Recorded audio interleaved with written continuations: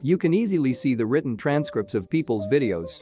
Did you know YouTube automatically generates a written transcript for every single video uploaded to its website?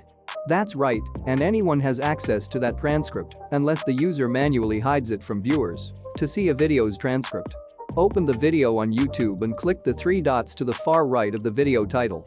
Choose Open Transcript. If you aren't seeing this option, it's because the user chose to hide the transcript. This transcript will appear as a new module in the same window.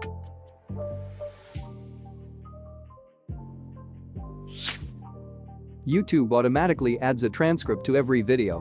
But if you're looking for a one-off transcription of a video file and don't want to pay for a service, YouTube's built-in captioning system isn't a bad place to start. To get an automated transcription for a video, simply upload your video to YouTube. Open the video on YouTube and click the three dots to the far right of the video title. Choose Open Transcript.